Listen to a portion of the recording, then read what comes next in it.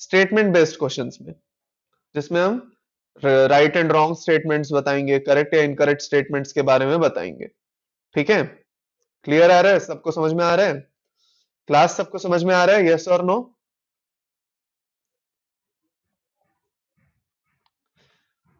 पूजा को हमेशा statement based question से डर लगता है। जैसे ही स्टेटमेंट बेस्ड क्वेश्चन इंट्रोड्यूस करते हैं तो पूजा को डर लगता है। आप क्यों डर रहे हैं? इजी है, बहुत इजी है, आपको थोड़ा सा बस हल्का सा आराम से टेक्निकली आप उनको पढ़ना है और आंसर करना है। Okay, let's dig in right away into the statements based questions for today. चलिए, first question, which of the following statements is correct? Incorrect. Okay, incorrect. सबसे पहले पहले ये देखा करो क्वेश्चन में कि क्वेश्चंस में क्या पूछ रहे हैं। ये वीकेस्ट पोर्शन आपका इसीलिए क्योंकि आप जल्दबाजी करते हो, आपको स्लोली पढ़ना है। ठीक है, which of the following statements is incorrect regarding the structure of a typical bacterial cell? एक टिपिकल बैक्टीरियल सेल जो है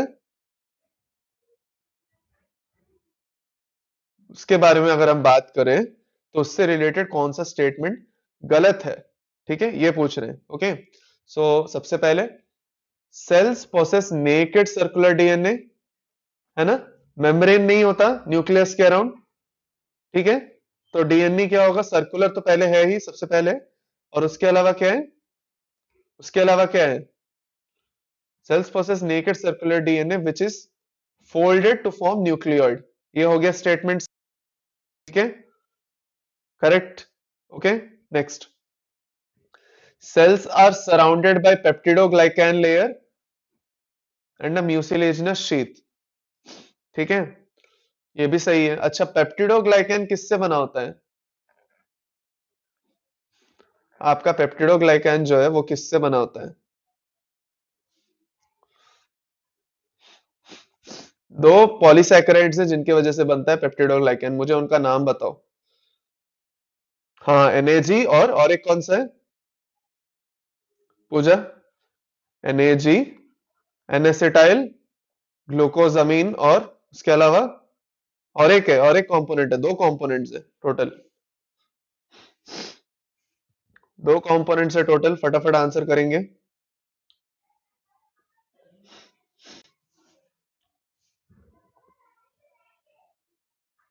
एनेसिटाइल ग्लूकोजामिन और दूसरा होगा एनेसिटाइल म्यूरामिक एसिड। ठीक है, एनेसिटाइल ग्लूकोजामिन और एनेसिटाइल म्यूरामिक एसिड, ये दो कंपोनेंट्स हैं। यहां पे लिख दे रहा हूं, देख लीजिए ऊपर। ठीक है, N acetyl glucosamine plus N acetyl muramic acid.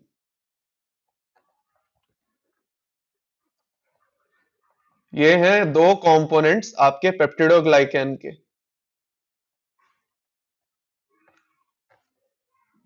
Okay, ठीक है, याद रखिएगा। चलिए, ओके, सो ये भी सही है। चलो, then cells possess well developed membrane bound organelles. यही सबसे बड़ी खास बात है कि प्रोकैरियोट में तो मेम्ब्रेन बाउंड ऑर्गेनेल्स है ही नहीं। क्लियर है, ये बात पहले से क्लियर है। अगर वैसा होता तो वो यूकैरियोट्स होते, प्रोकैरियोट होते ही क्यों? है ना, बैक्टीरिया तो प्रोकैरियोट है ना, तो प्रोकैरियोट्स में मेम्ब्रेन बाउंड ऑर्गेनेल्स नहीं होते हैं। ठीक है, सो ऑप्शन सी सही हो जाएगा। जिन्होंने भी ऑप्शन सी दिया, वेरी गुड, बढ़िया। ठीक है, चलिए, ribosomes in this cells are 70s in nature. ठीक है, 70s राइबोसोम्स रहते हैं। तो यूकैरियोट्स में कौन से टाइप के राइबोसोम्स होंगे? यूकैरियोटिक सेल में दोनों 70s और 80s दोनों रहेंगे। ठीक है, ओके, चलिए, नेक्स्ट क्वेश्चन। ये क्वेश्चन क्लियर है सभी के लिए? Is it clear for everyone? Let's go to the next question. Okay, so read the following statement. Statement number 1, almost all bacteria possess lipoproteinaceous plasma membrane. Okay, statement number 2, the plasma membrane of archaebacteria and eubacteria have same type of lipids. ये छोड़ दीजिए, चलिए। चलिए फटाफट आप बताएंगे आप लोग, इसका आंसर बताएंगे। चलिए दोनों स्टेटमेंट्स पढ़ेंगे सबसे पहले और मुझे आंसर बताएंगे फटाफट। Question number 2।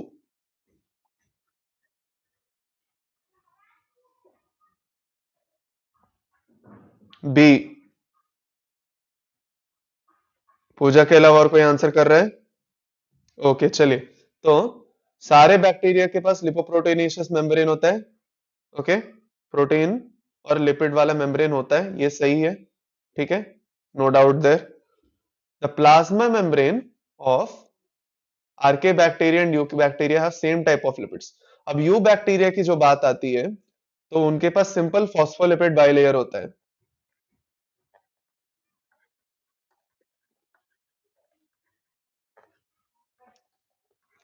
फॉस्फोलिपिड बाइलेयर होता है। ठीक है, यू बैक्टीरिया के पास फॉस्फोलिपिड बाइलेयर होता है। सभी आंसर करेंगे, सबको आंसर करना है। ठीक है, ओके। और आर्के बैक्टीरिया की बात आ जाए तो उनके पास होते हैं ब्रांच चेन लिपिड्स। ये थोड़े से डिफरेंट है फॉस्फोलिपिड बाइलेयर से। ये क्यों चाहिए? इनको ब्रांच चेन लिपिड्स इसीलिए चाहिए क्योंकि ये एक्सट्रीम कंडीशंस में रहते हैं। Archaebacteria high salt conditions, okay, high temperature, okay, ऐसे कंडीशंस में रह सकते हैं। और जब ऐसे कंडीशंस में रहते हैं तो डिफरेंट टाइप ऑफ अप्रोच चाहिए रहने के लिए, और ब्रांच चेन लिपिड्स रहते हैं जिसके वजह से वो अपने आप को प्रोटेक्ट कर पाते हैं और सर्वाइव कर पाते हैं, और सर्वाइवल। ठीक है, सो दूसरा स्टेटमेंट गलत है क्योंकि सेम टाइप ऑफ लिपिड्स नहीं रहेंगे, है ना? ओके, चलिए स्टेटमेंट 1 इज करेक्ट और ऑप्शन बी सबका सही है। बढ़िया, नेक्स्ट क्वेश्चन पे चलते हैं।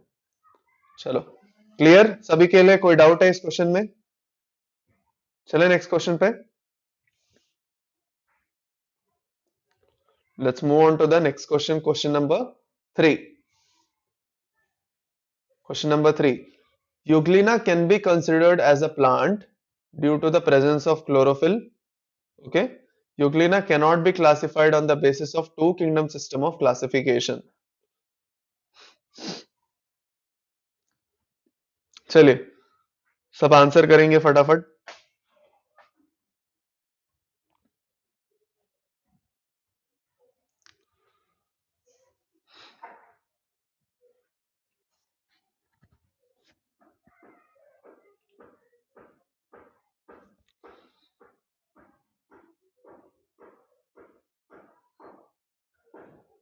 यूग्लिना, यूग्लिना के बारे में चलिए सी बता रहे हैं।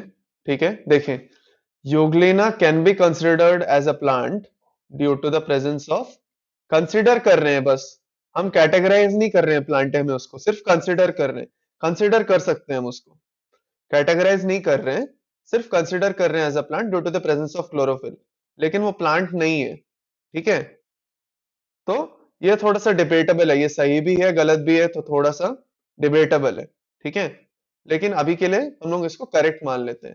Then Euglena cannot be classified on the basis of two kingdom system of classification. ठीक है, Euglena cannot be classified on the basis of two kingdom system of classification. Okay, नहीं, एक मिनट रुकिए। Euglena can be considered as a plant. देखिए, actually Euglena को plant में हम क्यों नहीं डालते हैं? सबसे पहला, हाँ, ये डिबेटेबल इसीलिए है क्योंकि, चलिए इसको गलत ही लिखते हैं। चलिए ये स्टेटमेंट गलत ही हो जाएगा। सही बात है, फर्स्ट स्टेटमेंट भी गलत ही है। ठीक है, उसको प्लांट कंसिडर नहीं करेंगे जस्ट बिकॉज उसके पास क्लोरोफिल है, क्योंकि वो यूनिसेलुलर है ना? प्रोटिस्टा के अंडर ही डालते हैं इसीलिए उसको, तो इसीलिए स्टेटमेंट 1 भी गलत है। Okay, and Euglena cannot be classified on the basis of two kingdom, क्योंकि टू किंगडम में क्या होता है? टू किंगडम में क्या हो रहा है? टू किंगडम सिस्टम में सिर्फ प्लांट और एनिमेलिया आ जा रहे हैं, तो उन दोनों में कहां रखना नहीं हो पाएगा, है ना? तो इसीलिए ये स्टेटमेंट सही है, तो statement 2 is correct, option C हो जाएगा। ठीक है, ऑल राइट। डाउट है? बताइए बताइए, सीरत बताइए डाउट क्या है?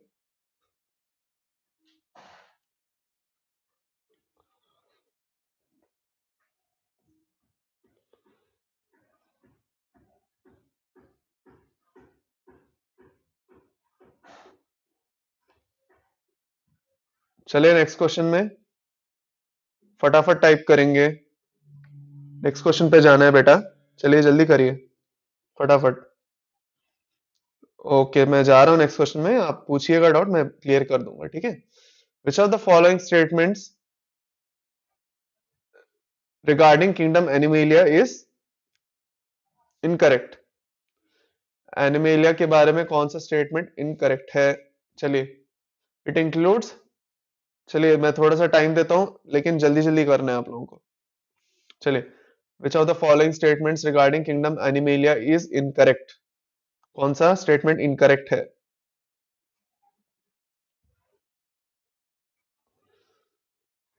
First statement, it includes heteromorphic, सही है।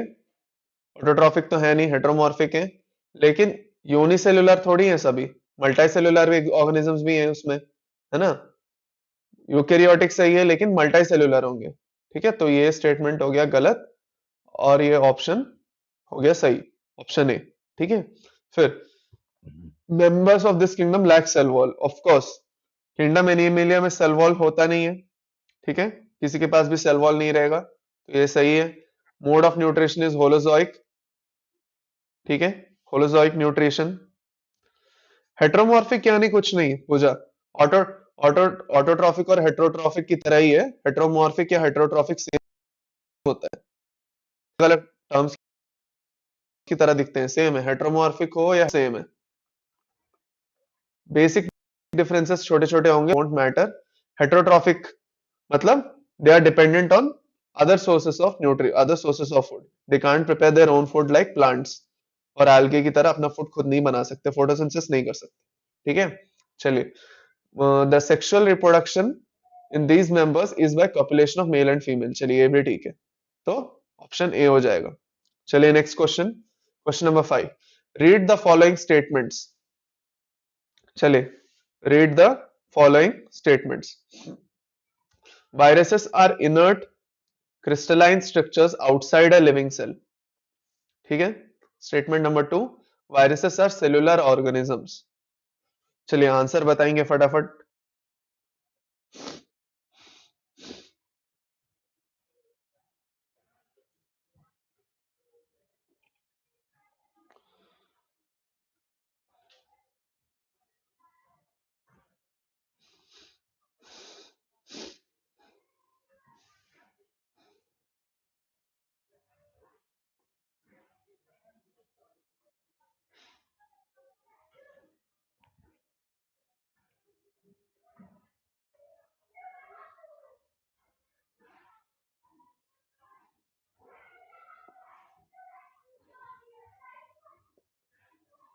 Okay, viruses are inert crystalline structures outside a living cell, ये सही है। इनर्ट है, उनका कोई कुछ नहीं कर सकते जब सेल के आउटसाइड है। Only when they are inside a host cell they can do something, ठीक है, पार्टिकल की तरह इनर्ट होते हैं, तो that is correct. Viruses are cellular organisms, they are not cellular, they are just particles. सिर्फ एक प्रोटीन कोट और न्यूक्लिक एसिड के थ्रू, सिर्फ एक प्रोटीन और न्यूक्लिक एसिड के थ्रू कोई भी सेल नहीं हो पाता, है ना। आ रहा है समझ में पूजा? जल्दबाजी में आंसर नहीं करेंगे आप, तो ये स्टेटमेंट गलत है। स्टेटमेंट एक सही है और ऑप्शन बी करेक्ट हो जाएगा। जो सही है वो गलत बता रहे हैं आप, और जो गलत है वो सही बता रहे हैं, ठीक है। ये याद रखना है आप लोगों को, very important, have to remember, ठीक है। ओके चलिए,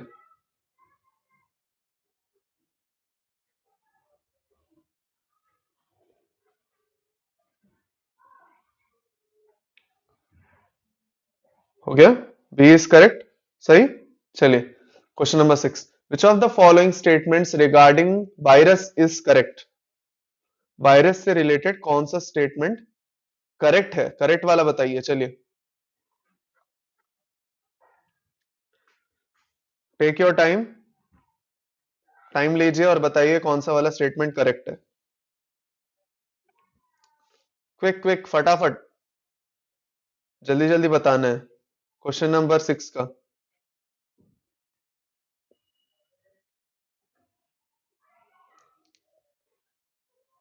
क्वेश्चन नंबर 6 का फटाफट आंसर करेंगे सभी। 6 का बी। ओके। और और कोई आंसर कर रहे हैं? हो गया। These are cellular infectious nucleoprotein, बोला सेल्यूलर है नहीं, गलत statement. They can be grown in culture media, नहीं ग्रो कर सकते कल्चर मीडिया में, सिर्फ होस्ट में ग्रो कर सकते हैं, ऑब्लिगेट पैरासाइट है। आ रहा है समझ में? कल्चर मीडिया में ग्रो नहीं करेगा वायरस, याद रख लीजिए कि सिर्फ बैक्टीरिया, ये सब फंजाई, ये सब कल्चर मीडिया में ग्रो किए जाते हैं।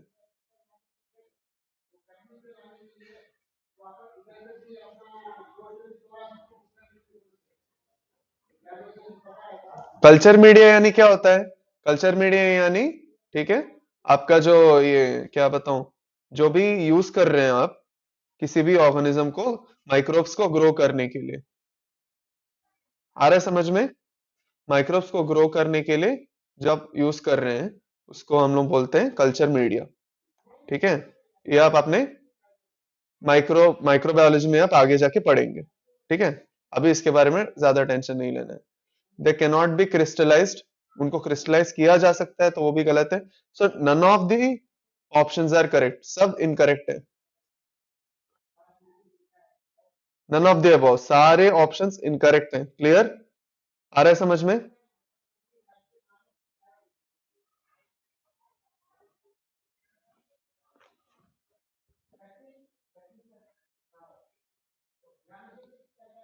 सारे ऑप्शंस आपके इनकरेक्ट है।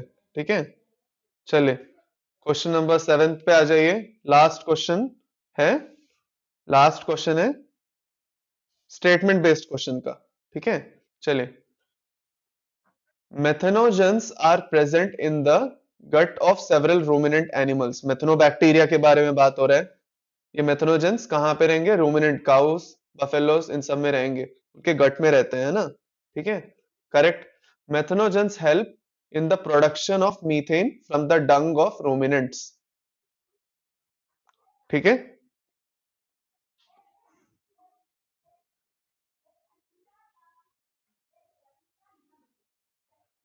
एक मिनट, क्या पूछ रहे हैं? ओके, कल्चर मीडिया में कोई भी ऑर्गेनिज्म को ग्रो करना है तो उसको एक सेल के फॉर्म में होना जरूरी है बेटा। पूजा देखिए, ठीक है, पूजा पूछ रही है कि वायरस को क्यों ग्रो नहीं कर सकते, एक सेल के फॉर्म में होना जरूरी है, वेदर वो बैक्टीरिया हो या फंगाई हो।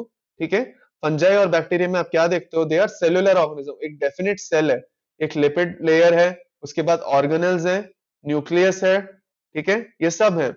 तो ये ऑर्गेनाइजेशन होना जरूरी है किसी भी ऑर्गेनिज्म को ग्रो करने के लिए।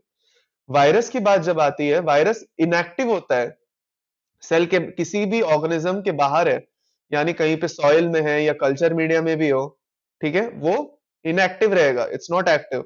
जो आप कोरोना वायरस के बारे में हम लोग इतना सुन रहे हैं, even that corona virus is inactive outside the body. अगर वो आपके बॉडी के बाहर है तो इनएक्टिव है, वो कुछ नहीं कर सकता। Only when it enters inside your body, तब वो कुछ कर पाएगा। आपके बॉडी का जो सेल मशीनरी है उसको यूज करके अपने आप को मल्टीप्लाई। ठीक है, दैट्स हाउ इट वर्क्स। इसीलिए उसको कल्चर मीडिया के अंडर हम लोग उसको कैटेगराइज नहीं कर पाएंगे। That is the reason actually. आई बात समझ में सभी को? क्लियर है? ठीक है, ऑल राइट, ओके। सो वो यहां पे दोनों स्टेटमेंट सही है कि नहीं?